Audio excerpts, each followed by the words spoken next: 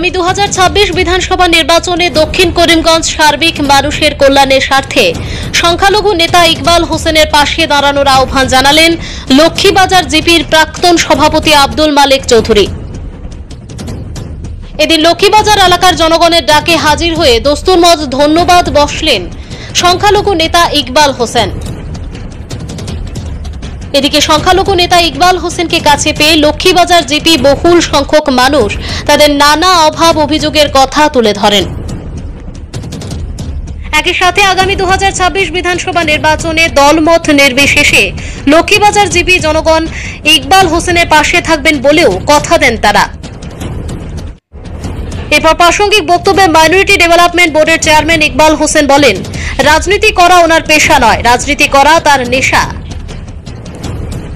রাজনীতি করে কোনো কিছু করার ইচ্ছা নেই, এমনটাই উল্লেখ করলেন ইকবাল হোসেন।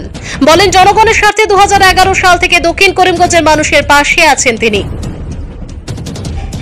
দক্ষিণ করিমগঞ্জের সাথে সংযোজিত হওয়া নতুন এলাকাতেও একইভাবে মানুষের সুখে দুঃখে সবসময় তিনি পাশে থাকবেন বলেও উপস্থিত জনতাকে কথা দেন মাইনরিটি ডেভেলপমেন্ট বোর্ডের চেয়ারম্যান ইকবাল হোসেন। এবারে দেখুন পুরো প্রতিবেদনটি। 2010 সালে আমি সরকারি চাকরি ছেড়ে 2011 সালে দক্ষিণ করিমগঞ্জে প্রতিদ্বন্দ্বিতা করেছিলাম। সেই সময়ে কংগ্রেসের সরকার ছিল। আজকের দিনে যিনি বিধায়ক সিদ্দিক আহমেদ সাহেব, সেই সময় উনি পার্লামেন্টারি সেক্রেটারি ছিলেন।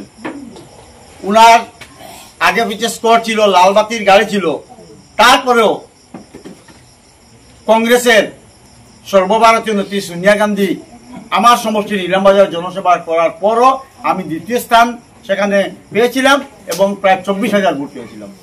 আমি সেই সময় দক্ষিণ করিমগঞ্জের মানুষকে কথা দিয়েছিলাম যে নির্বাচনে হার জিত আছে, আমি নির্বাচনে হারি বা জিতি, আমি যতদিন বেঁচে থাকবো দক্ষিণ করিমগঞ্জের মানুষের সুখে দুঃখে আমি আপনাদের পাশে থাকবো।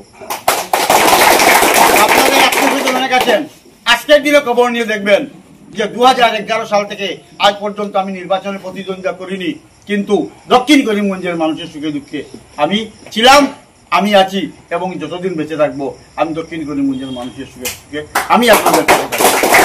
যেহেতু এই এলাকা দক্ষিণ করিমগঞ্জের সঙ্গে যুক্ত হয়েছে, আমি 2-1 এখানে এসেছি এবং আজকে এসে অত্যন্ত ভালো লেগেছে যে আজকে এখানকার যারা প্রবীণ নাগরিক, যারা মুরব্বিয়ান, যারা যুবকরা সবাই আজকে স্বতঃস্ফূর্তভাবে যেভাবে আমাকে সমর্থন জানিয়েছেন, যদি 2026-এ আমি বিধানসভা নির্বাচনে প্রতিদ্বন্দ্বিতা করি আপনারা আমাকে যথেষ্ট সমর্থন তার জন্য আমি অন্তরের অন্তঃস্থল থেকে আপনাদেরকে ধন্যবাদ জানাই। এখানে আমার মালিক ভাই বলেছেন যে এখানে পঞ্চায়েতের কিছু স্কিম নিয়ে 2 নম্বরই হয়েছে। আমি আপনাদেরকে কথা দিলাম, আমাদের মাননীয় মুখ্যমন্ত্রী স্পষ্টত বলেছেন যে যত বড়ই নেতা হোক না কেন জনগণের টাকা নিয়ে 2 নম্বরই কোনো বরদাস্ত করা হবে না। প্রয়োজন হলে মুখ্যমন্ত্রী ভিজিলেন্স বিল দিয়ে এই জিবির সমস্ত কার্যক্রম, কারণ আমি কাউকে বই করি না। আমি দুর্নীতির বিরুদ্ধে আজকে লড়াই করে আমি সরকারি চাকরি ছেড়ে দক্ষিণ করিমগঞ্জে প্রতিদ্বন্দ্বিতা করে আজকের দিন পর্যন্ত দক্ষিণ করিমগঞ্জের মানুষের সুখে দুঃখে আছি। যেহেতু এই এলাকা দক্ষিণ করিমগঞ্জের সঙ্গে যুক্ত হয়েছে, আমি আপনাদের পাশে আমি আছি, আমি থাকবো। আমি যে এখান থেকে আমার উপার্জন নয়, রাজনীতি আমার উপার্জন নয়, রাজনীতি আমার পেশা নয়, রাজনীতি আমার নেশা। আমি সামাজিকভাবে মানুষের সুখে দুঃখে অংশগ্রহণ আমি করালে আমি ভালো পাই। আমাকে এখানে আয়াজ আলী সাহেব বলেছেন যে আমরা যখনই আপনাকে ডাকবো আপনাকে পেতে হয়। আমি আপনাদেরকে প্রতিশ্রুতি দিলাম, কারণ আমি আপনাদের আত্মীয়স্বজন দক্ষিণ করিমগঞ্জে কাউকে জিজ্ঞাসা করে দেখবেন যে অন্তত পক্ষে আমি সব সময় আমার কোনো কাজ নেই, আমি এই মানুষের স্বার্থে জনগণের জন্য আমি চাকরি চালিয়ে দিয়ে আপনাদের জন্য আমি চাকরি উৎসর্গ করে দিয়েছি। যখন আমাকে ডাকবেন হয়তো 1 ঘন্টা 2 ঘন্টা দেরি হবে, আপনাদের ডাকে আমি উপস্থিত থাকবো এবং যতদিন বেঁচে থাকবো আমি আপনাদের পাশে থাকবো।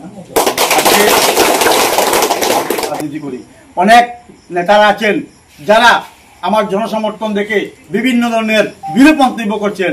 আমি ওদের সঙ্গে কিছু বলতে চাই না, কারণ মানুষ যখন অসুস্থ হয় সেই মানুষের ব্রেইনে কাজ করে না, মতিপ্রশ্রয় অনেক কথা বলে, সেই সমস্ত কথা আমি কাম দেই না। আমি চাই আপনাদের আন্তরিকতা, আমি চাই আপনাদের দোয়া, আমি চাই আপনাদের আশীর্বাদ। আপনাদের দোয়া আশীর্বাদ দিয়ে আমি কাজ করে যাবো। সমালোচনা করো, তাতে কিছু আসে যায় না। সেই জন্য সবাইকে ধন্যবাদ।